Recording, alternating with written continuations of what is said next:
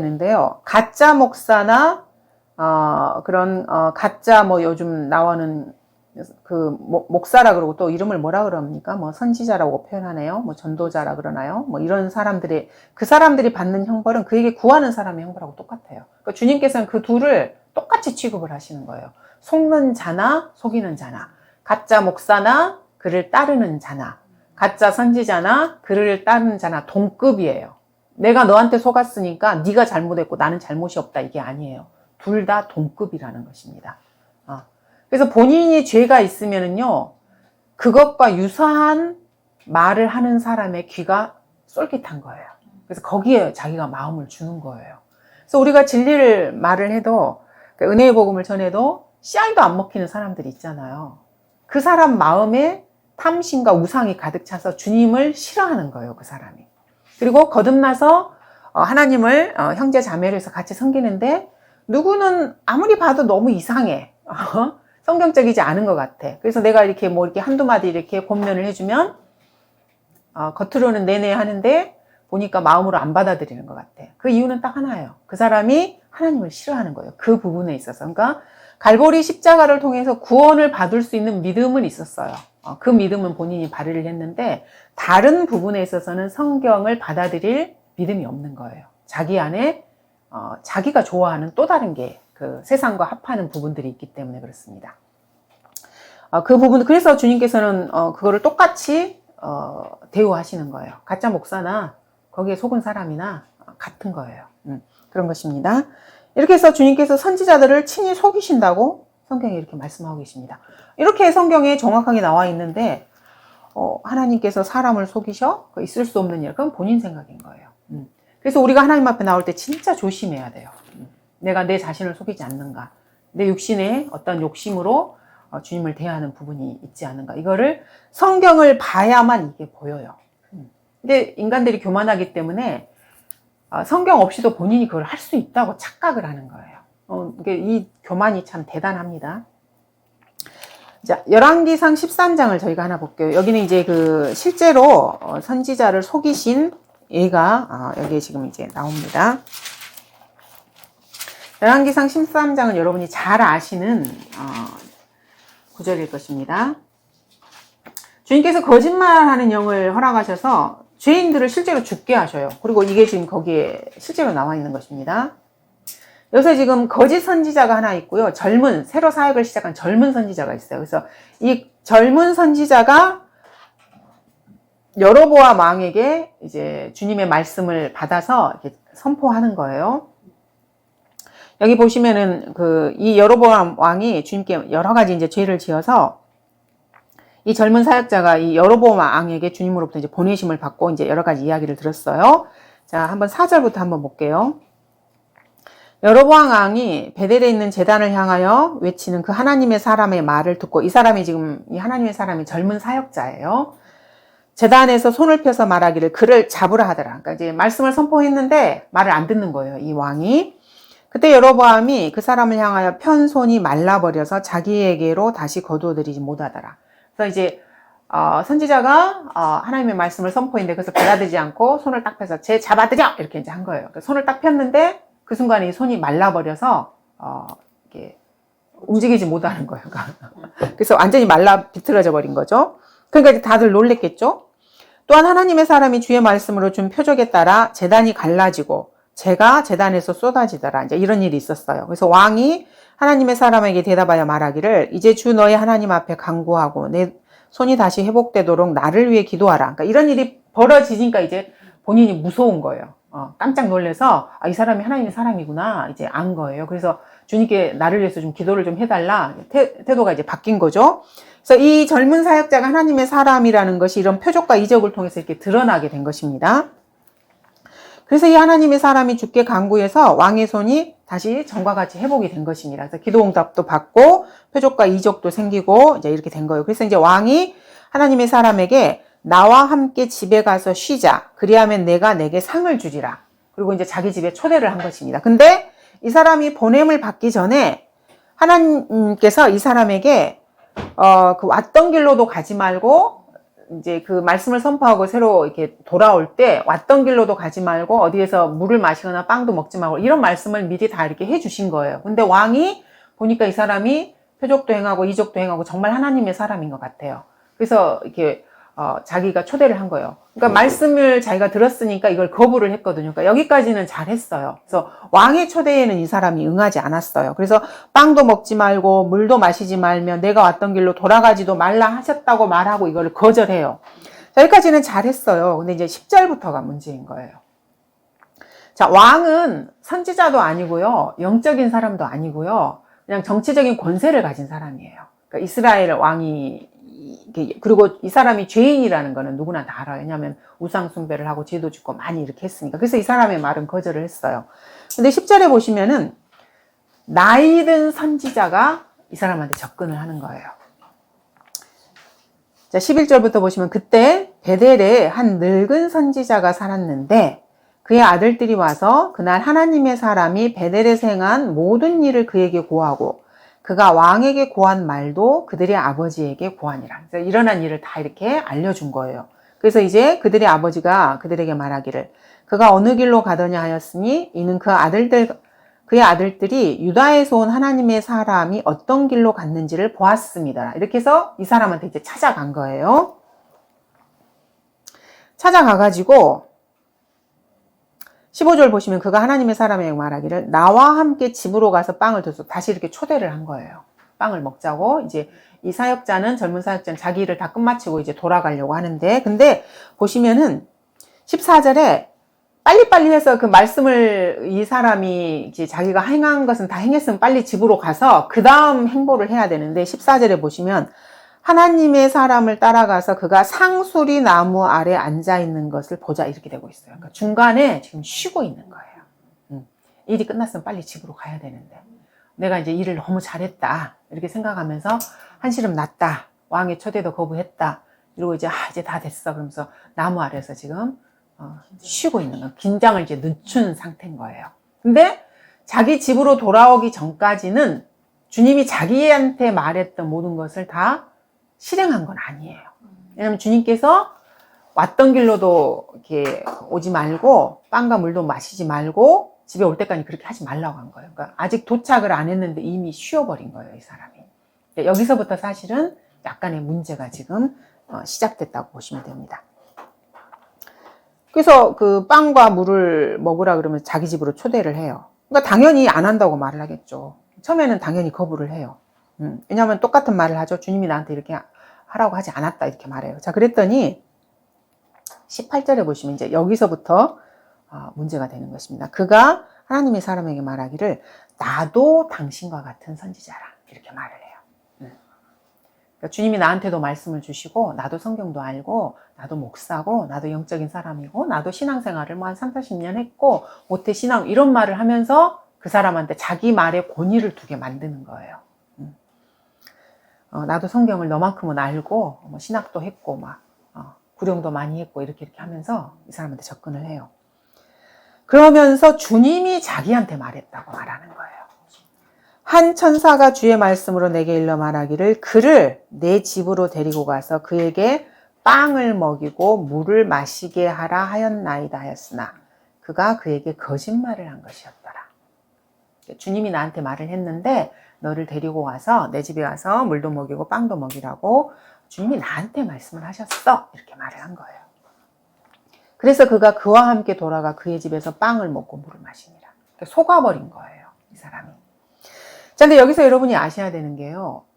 성경을 통해서, 기도를 통해서 주님께서 여러분에게 확신을 주시고 길을 인도하시는 거하고요. 누군가가 나도 그 성경을 알아. 나도 그 성경을 공부했고 나도 기도하는 사람인데 내가 보니까 이러이러하더라 라고 누군가 조언을 해줄 수 있어요. 그거는 그 사람의 몫이에요. 근데 그거를 받아들이는 것은 나의 몫이에요, 여러분. 받아들이든지 거부하든지 그거는 내 몫이에요. 그래서 속는 것도 내 몫이고요. 내가 그거를 거부하는 것도 내 몫이고 결과도 내가 책임을 지는 거예요. 그 선지자 탓을 해봐야 소용이 없어요. 아담이 이브를 사랑해서 아담은 속지 않았거든요. 이브가 준 선악과를 같이 먹고 죽자고 먹었어요. 그게 사랑의 그 행위든지 아니면 속아서 한 행위든지 결과는 본인이 책임을 져야 돼요. 근데 먹자마자 이제 아내가 이상하게 보이고 아내 탓을 하잖아요. 그리고 결국 하나님 탓을 하는 거고. 그런 것입니다. 그래서 우리 그리스도인들은 이 부분을 잘 아셔야 돼요. 내가 하는 모든 행위나 그게 어떤 이유든지 내가 어떤 변명을 대든지 간에 여러분이 성인이시면은 그 결과의 책임은 내가 받는 거예요. 내가 결정한 거예요, 그거는. 내가 목사 말을 들어서 이 일을 하든지, 신실해 보이는 성도가 나한테 조언을 해서 내가 그거를 받아들여서 그거를 하든지, 부모가 신실해 보여서 부모에게 조언을 구해서, 부모는 자기가 보는 관점에서 자기가 최선을 조언을 해주는 거고, 목사도 마찬가지예요. 그리고 신실하다고 하는 성도도 마찬가지예요. 자기가 보는 관점에서 이야기를 하는 거예요. 근데 주님이 나한테 원하시는 건 다를 수가 있다는 걸 알아야 돼요. 같을 수도 있는데 다를 수도 있어요, 여러분. 그래서 이제 보통은 신실한 사람들한테 조언도 구하고, 목사한테 조언도 구하고, 기도도 하고, 이렇게 하는 게 맞기는 맞아요, 여러분. 근데 결과에 있어서 책임은 본인이 져야 돼요. 그래서 어쩔 때는 목사에게 주님께서 목사나 신실한 사람을 통해서 나에게 조언을 주시기도 하지만은요, 아주 어떤 중요한 부분이나 결정을 이렇게 해야 될 부분에 있어서는 주님이 네가 기도하고 너가 말씀 안에서 이렇게 하기를 원하시는 부분도 있어요. 그래서 여러분이 요거를 잘 아셔야 돼요. 그래야 그 결과에 대해서 누구 탓을 안 하게 되고 내가 책임을 지면서 사는 것입니다. 어쨌든 이 선지자는 속았어요. 그러면 그 결과를 본인이 책임을 져야 되는 거예요. 그럼 결과가 어떻게 됐냐면요. 보시면은 먹었어요. 20절 보시면 그들이 식탁에 앉았을 때 먹는 행위를 다 했어요. 주님이 안 말렸어요. 먹고 마시고 했을 때 그냥 내버려 두셨어요. 아담이 선악과를 먹었을 때 내버려 두신 것처럼. 누가 내가 죄를 짓겠다라고 결정을 하면 주님이 그냥 질 때까지 그냥 내버려둬요. 네가 그렇게 결정을 했냐? 이렇게 그냥 내버려 두시는 거예요. 근데 먹고 나서 주의 말씀이 그를 데려온 그 선지자한테 임한 거예요. 이 사람이 가짜 선지자이면서도 또 실제로 주님의 말씀을 이렇게 전파하기도 하는 거예요, 여러분. 가짜가 100% 가짜고요. 진짜가 100% 진짜 이게 아니에요. 그게 여러분 안에 육신이 있기 때문에 이걸 이해를 하실 거예요. 내가 하나님께 순종도 하지만 불순종도 하잖아요. 이 부분을 잘 이해를 하셔야 돼요. 그가 유다에서 온 하나님의 사람에게 외쳐 말하기를 주가 이같이 말하노라. 내가 주의 말씀에 불순종하고. 자, 불순종했습니다. 어떤 변명을 대더라도요. 주님이 나에게 말씀하신 것을 내가 어떤 변명을 써서 불순종을 했건 간에 이거는 불순종이에요. 주님의 말씀을 안 들은 건 내가 그렇게 한 거기 때문에 불순종입니다. 목사가 저한테 이렇게 조언을 해주던데요. 분위기가 이렇던데요. 내가 너무 외로웠거든요. 낙담돼서요. 이거 변명이에요, 전부 다. 결론은 딱 하나예요. 불순종한 거예요. 근데 불순종의 결과에 대해서 본인이 그걸 받는 거예요. 불순종하고 주 너의 하나님께서 내게 명령하신 명령을 지키지 아니하며 돌아와서 주께서 이제 이렇게 하지 말라고 한 걸 했죠. 그래서 결과가 뭐냐면은 이렇게 마셨으니 빵을 먹고 물을 마셨으니 내 시체가 내 선조들의 묘에 들어가지 못하리라. 자기 행위의 결론을 자기가 받는 것입니다. 그래서 그가 빵을 먹고 물을 마신 후에 이제 나귀 안장을 놓고 이제 집으로 가겠죠. 그때 24절에 보시면 그가 갈 때 사자가 길에서 그를 만나 죽이니 그의 시체가 길에 버려졌고 나귀가 그 곁에 서 있었으며 사자도 그 시체 곁에 서 있더라. 그래서 결론은 사자한테 찢겨서 죽게 된 것입니다. 그래서 그 선지자가 하나님의 사람으로 보였든지 어쨌든지 간에 자기가 결정을 해서 자기에게 하나님이 하신 말씀을 본인이 거부하고 불순종하고 하나님의 명령에 순종하지 않았기 때문에 그 결과를 자기 몸으로 받은 것입니다. 사자에게 찢긴 것도 거짓 선지자가 아니에요. 이 사람이에요. 속였던 사람이 아니고 속임을 받은 사람이 찢김을 받았고요. 이 사람이 자기 손조의 무덤에 묻히지 못하는 거예요. 거짓 선지자가 이렇게 되는 게 아니에요, 여러분. 그래서 이제 늙은 선지자가 이 사람이 진짜 하나님의 사람이었다 그러면서 이제 데리고 가서 이 사람의 시체를 이제 처리를 이제 슬피 울면서 장사도 지내주고 이제 이렇게 합니다. 하지만 어쨌든 간에 불순종한 거는 이 젊은 사역자인 것입니다. 그래서 주님이 이 거짓 선지자하고 상관없이 본인에게 처음에 빵도 먹지 말고 물도 마시지 말고 왔던 길로 돌아오지도 말라고 주님이 본인한테 말했는데, 하나님께서 본인에게 다시 그 말씀을 번복하지 않으셨는데 본인이 속아서 쉬고 싶었겠죠, 본인도. 그리고 좀 인정도 받고 싶었겠죠. 근데 이 늙은 선지자가 나이 든 선지자니까 경력도 있고 이럴 거 아니에요. 이런 사람한테 좀 이렇게 집에 가서 너가 너무 잘했다, 뭐 여로보암 왕이 뭐 그렇게 해서 기도응답도 받고 팔이 어떻게 되고 정말 대단하다, 이런 말도 좀 들으면서 위로도 받고 싶었겠죠. 일이 다 끝났고 이렇게 했으니까.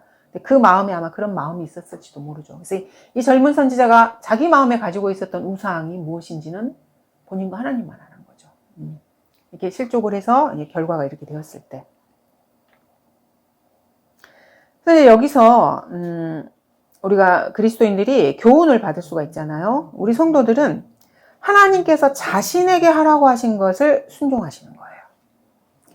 기록된 하나님의 말씀, 뭐 환상을 보았다 뭐 이런 게 아니고, 기록된 하나님의 말씀에 주님께서 본인에게 하라고 하신 것을 본인이 순종을 해야 되는 것입니다. 이 시대에는 배교의 시대고요. 영적 전쟁이 참으로 치열합니다. 거짓 목사도 많고요. 거짓 교리도 너무나 많고요. 그럴듯한 사람들도 많은데, 이게 이제 외부에서 일어나는 것은 성경을 어느 정도 공부한 사람들은 이제 거기에는 이렇게 흔들리지 않아요. 근데 우리 지역교회 내에서도 여러분 이거를 같이 생각을 하셔야 된다는 것입니다. 성도들은 오직 하나님 한 분께만 내가 순종한다라는 그런 태도를 자기 마음속에 딱 이렇게 확고하게 가지고 계셔야 돼요. 그렇다고 해서 뭐 고집불통이 되거나 이런라는 건 아니고요. 그 마음에 자기 결단을 정확하게 하셔야 됩니다. 그래서 판단을 잘못해서 자기가 길을 잘못 들어서게 되면은 왜 그런 것 같습니까? 그 마음이 하나님 보시기에 올바르지 않기 때문에 그래요. 여러분이 이 지역교회에 들어오시고 올바른 성경을 찾고 이제 하나님과 기도를 시작하고 영적인 삶을 시작해도 마찬가지라는 걸 아셔야 돼요. 그래서 주님을 더 순수하게 섬기기 위해서 하나님께 더 가까이 가면 갈수록 우리가 이런 표현을 써요. 마귀한테도 가까이 가는 거라고요. 그래서 조심하셔야 되는 거예요. 자기 안에 있는 그 불순물들과 주님께서 싫어하시는 부분들을 주님이 이거를 용광로에서 이렇게 시련을 통해서 제거하기를 원하셔요. 그래서 하나님께 가까이 다가가면 갈수록 사탄에게도 가까이 간다는 게 그런 의미예요. 주님이 그거를 허용을 해주셔서 내 안에 있는 내가 가지고 있는 나도 몰랐던 우상들을 제거하기를 원하시는 거예요. 근데 이거를 모르기 때문에 사람들이 내가 주님을 섬기는데 왜 기도 응답이 안 되고 뭐 사업이 내 맘대로 안 돼, 이렇게 생각을 하는 거예요. 이거는 본인이 시각이 잘못된 거예요. 주님께서는 물론 우리에게 먹을 것과 입을 것을 주시고요. 필요를 다 채워주셔요. 근데 가장 중요한 것은 내가 하나님을 정확하게 알고 내 마음에 있는 그 우상들을, 나도 모르는 것들을 일단 제해해야 돼요. 그래서 주님이 원하시는 방식으로 내가 주님을 섬길 수 있는 조건을 내가 형성을 해야 되는 거거든요. 주님은 그게 더 관심이 많으셔요. 근데 인간은 눈에 보이는 것에 관심이 많기 때문에 내가 일단 이것을 찾았고 교회에 무슨 11조도 하고 주님을 바로 섬긴다고 생각을 하면 나머지 내 인생의 모든 일들이 잘 돼야 된다고 잘못 생각을 하는 거예요. 내 안에 그 수많은 우상들이 있다는 것을 본인은 몰라요. 그거를. 근데 주님은 그거를 제거를 하고 싶어 하시는 거예요. 그래서 진짜 이 사람과 1대1의 교제를 하고 싶어 하시고 순수하게 하나님만을 사랑해서 그 목적 하에서 인생을 살기를 원하시는 거예요. 이게 되면 주님께서 그 사람에게 임무를 주셔요. 주님과 이제 하나님의 일을, 그래 네가 이제 됐으니까 함께 나하고 나의 일을 한번 해보자, 이렇게 해서 그 사람을 인정하시는 거예요. 근데 이 과정이 되기까지는 그 사람이 훈련이 돼야 되고요. 이 우상이 사실은 불순물이잖아요. 이거를 제거하기까지는 시련이 있어야 돼요. 시련이 없이 내가 주님이 원하시는 방식대로 100% 섬기면 좋은데 인간이 그게 잘 안 돼요. 그래서 시련을 통해서 불같은 시련을 통해서 이 찌꺼기들을 제거가 돼야 되는 거예요. 그래서 이 과정이 거쳐지고 내가 세상에 연연해하지 않고 말씀에 기록된 대로 하늘의 소망을 가지고 주님을 섬기겠다. 그럼 그때부터 주님이 이 사람과 일을 시작하는 거예요. 근데 이 과정을 잘 사람들이 못 견뎌요. 그리고 왜냐고 이렇게 질문을 계속해요. 그리고 이제 뭐 교회를 뛰쳐나가면은 나중에 아유 그 성경으로 주님을 섬겨도 별 볼 일 없더라 뭐 이런 식으로 말을 하는 거예요. 본인이 이거를 잘 모르기 때문에. 그런 부분들을 여러분들이 아셔야 됩니다. 그래서 어떤 핑계를 대도요, 불순종은 불순종이에요. 환경 탓을 하든, 목사 탓을 하든, 성도 탓을 하든, 탓을 해도 아무 소용이 없습니다. 그래서 여러분이 성인이시라는 것을 기억을 잘 하셔야 돼요. 우리 중에 그 성인 아닌 사람 없잖아요. 다 성인이잖아요. 인생을 그리고 뭐 10년부터 성인이 된 후로 10년, 20년 살아왔던 사람들이잖아요. 성인이라는 말은 자신의 판단과 결정에 대해서 본인이 책임지는 거예요. 본인이. 그래서 하나님과의 1대1의 성도의 교제를 통해서 모든 것을 주님으로부터 받아서 내가 결정을 하는 것입니다. 그래서 판단하고 그 행위의 결과에 대해서 본인이 한 모든 것들에 대해서 본인이 책임지는 것입니다. 순종을 해서 축복을 받는 것도 본인이 받는 거고요. 불순종을 해서 거기에 대한 징계를 받거나 하나님의 다루심을 당하는 것도 본인이 하는 거예요. 이게 책임이거든요. 그래서 성인의 기본 그 요건은 책임을 지는 사람입니다. 자, 하나님께서는 인간에게 자유의지를 주셨는데요. 인간은 자신의 자유의지를 쓰는 것을 버거워해요, 여러분. 진짜로 버거워합니다. 왜냐하면 내가 내 자신을 신뢰를 잘 못하는 부분들이 있기 때문에. 그래서 누군가가 그걸 대신 해주면 좋겠다라고 자기도 모르게 생각을 해요. 그래서 자꾸 누군가에게 권위를 이렇게 양도하고 싶은 마음이 듭니다. 사람들이 그 사이비 종교를 따르는 것도 그것 때문에 그래요. 그리고 정치인들에게 희망을 두는 것도 그것 때문에 그러는 거고요. 전문가의 의견에 그렇게 목을 매는 것도 그것 때문에 그래요. 자기가 자유의지로 물론 이렇게 정보를 얻는 거는 괜찮아요. 그래야 이게 판단의 그 근거를 세우는 거기 때문에. 근데 판단의 근거를 여러분이 거짓말하지 않으시는 하나님의 말씀에 둬야 그 판단이 옳은 거예요. 물론 이제 그 어떤 객관적인 사실에 대해서는 알 필요가 있긴 하지만요. 사탄의 최종 목표는요, 인간의 이 자유의지를 공략하는 것입니다. 그래서 그 사람의 의지를 공략해서 그 사람을 자기 마음대로 하고 싶은 게 최종 목표예요. 그래서 여러분의 자유의지를 여러분이 정말 소중하게 생각을 하셔야 돼요. 근데 처음에 사탄이 접근을 했을 때 네 의지를 나한테 줘. 내가 니를 내 맘대로 할까? 이렇게 접근하지 않아요, 절대로. 그 사람에게 있는 그 우상과 탐심과 그 사람이 뭘 가지고 있는가를 면밀히 검토해서요, 전략을 짠 다음에 이제 최종 목표는 자유의지인데 그 미끼를 이렇게 하나씩 던지는 거예요. 공략할 것은 자유의지인데 그것과 아닌 것처럼 감정으로 이렇게 다가가기도 하고 위로를 받고 싶어하는 그 마음으로 다가가기도 하고, 하지만 어쨌든 최종 그 목표는 자유의지를 공략해서 하나님이 아닌 자기 사탄이 원하는 방식으로 살게 만드는 게 그 목표예요. 최종 그 목표는. 그래서 우리가 자꾸 감정에 흔들리지 말라고 하는 게 그런 거예요.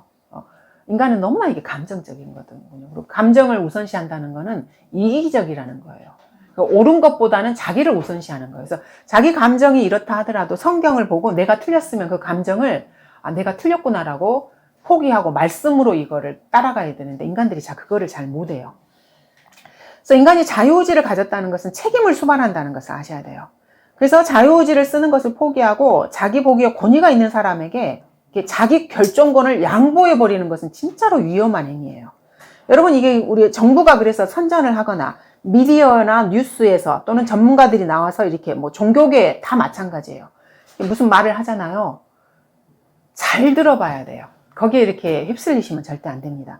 그래서 이 종교계에서도 목사나 신부, 중 이런 사람들이 막 이렇게 수만 가지 말을 하잖아요. 그러면 그거를 듣고 자기가 결정해야 될 걸 그 사람한테 줘버리는 거예요. 그리고 그 사람이 하는 말을 그냥 따라가는 것입니다. 그리고 교육계에서는 학자들이나 박사들이 나와서 내가 권위 있는 사람이다라고 막 이런 이야기를 해요. 그러면 맞는 것 같고 내 마음에 이렇게 부합하는 말도 있고 그러면 이게 맞아. 그래서 자녀 교육도 뭐 이렇게 하고 남편을 대할 때도 이렇게 하고 누가 이렇게 전문가가 이렇게 말을 했으니까 그게 맞을 거야. 그래서 거기에 이렇게 그거를 따라서 하는 거예요. 그러니까 자기의 자유의지로 결정해야 될 걸 그 전문가한테 맡겨버리고 그 사람의 말을 자기가 100% 수용을 해버리는 것입니다. 세상에 전문가라는 사람들 많잖아요. TV 보면은 툭하면 전문가 타령이에요. 툭하면 전문가가 나와서 이런 말하고 저런 말하고. 근데 전문가들 사이에서도 의견이 달라요. 웃기죠? 그러면 자기가 좋아하는 전문가를 이 사람은 이 전문가를 따라가고 B는 B 전문가를 따라가고 C는 C 취향에 맞는 전문가를 따라가고 종교계에서도 A 목사를 따라가고 B 목사를 따라가고 C 목사를 따라가고 그러는 거예요. 자기한테 맞는 거. 이게 아까 저희가 봤던 자기 마음속에 있는 우상이고요. 그 죄악의 방해물인 거예요, 그게. 그래서 우리가 이런 것들을 여러분, 이제 이게 좀 조심스러운 말이긴 하지만 우리가 코로나 때 이걸 너무나 많이 봤어요. 수많은 전문가들이 나왔고요. 정부 대책들이 있었고요. 정부가 백성에게 국민들에게 요구하는 그 발표를 이렇게 해서 이렇게 따르라고 했어요. 하지만 그게 다 틀렸어요, 사실은. 통제를 하는 거거든요. 그래서 적그리스도의 왕국을 한번 시험해 본 거예요. 국민들을 한번 이렇게 해보면은 얘네들이 얼마나 따르는가 한번 보자. 성공했어요, 사실은. 전 지구적인 속임수가 있었거든요. 근데 아는 사람은 그걸 알고 따르지 않았어요. 근데 모르는 사람들은 자기가 속았어요. 그럼 자기가 속은 게 누구 탓이에요? 본인 탓이에요. 속지 않은 사람도 있었는데 본인은 속았으면 본인 탓이에요. 그래서 뭐 백신을 1차, 2차, 3차까지 맞고 뭐 다른 사람들 마스크 안 쓰면 자기가 막 홍위병이 돼가지고 야, 왜 마스크를 안 쓰니 어쩌고 저쩌고 막 본인이 그렇게 했어요. 그 누구 탓이야? 자기 탓이에요. 근데 어떤 사람들은 정보를 이렇게 모아서 이게 뭔가 이상하다. 국가가 이상하다. 백신은 면역 체계를 이렇게 도와주는 건데 왜 이런 거를 자꾸 맞으라고 할까? 이상함을 이렇게 알고 정확한 정보를 찾아서 그걸 안 한 사람도 있어요. 그리고 전문가가 나와서 말하면 저런 거짓말쟁이라고 판단을 하는 사람도 있어요. 병원에 의사들이 나와서 하면 저 의사는 돈 벌 목적이구나 이게 보이는 사람도 있어요. 근데 어떤 사람은 그걸 못 봐요. 그리고 의사가 했대. 그리고 그걸 따라가요. 본인 탓이에요. 그래서 죽은 사람 많잖아요, 우리나라에. 많은 죽었어요. 근데 죽는 순간까지도 자기가 왜 죽는지를 몰라요. 진짜로요. 내가 원래 병이 좀 있어서 이렇구나 하고 주위 사람들도 몰라요. 우리 아빠가 어느 날 갑자기 쓰러졌는데 가슴이 아파. 우리 같이 막 울어요. 근데 왜 죽었는지 몰라요. 국가에 속았다는 것도 모르고 의사한테 속았다는 것도 모르고 그럼 어쩌겠어요, 그거를. 그래서 본인이 결정한 것에 대해서 본인이 이렇게 받는 거예요. 진리도 마찬가지고요. 성경도 마찬가지예요. 종교계도 똑같아요. 뭐 교육계, 종교계 다 똑같습니다. 그들의 말에 권위를 두고 본인이 결정한 것은 본인이 책임을 지는 것입니다. 이 자유의지가 무섭습니다. 이 자유의지가 갖는 무게감을 여러분들이 숙고해 볼 필요가 있는 것입니다. 그래서 우리가 뭔가를 결정하고 판단할 때는 최종 권위라고 우리가 성경을 말하잖아요. 성경을 기준으로 해서 하는 거예요. 주님은 거짓말하지 않으시고요. 이게 100% 우주 만물이 다 사라져도 하나님의 말씀은 사라지지 않거든요. 그래서 인간은 거짓말쟁이지만 하나님만 거짓말쟁이가 아니에요. 그래서 우리가 성경을 최종 권위로 해서 내가 믿고 실행하는 모든 것들을 성경을 기준으로 해서 판단하는 이유가 바로 거기에 있는 거예요. 그러면 속지 않거든요. 누구 탓을 할 필요도 없어요. 그렇기 때문에 그러는 거예요. 근데 사람들이 이거를 받아들이지 않는 거예요. 그럼 본인이 책임을 져야지 그걸 누구 탓을 하겠습니까? 네, 오늘은 여기까지 하도록 하겠습니다. 감사합니다.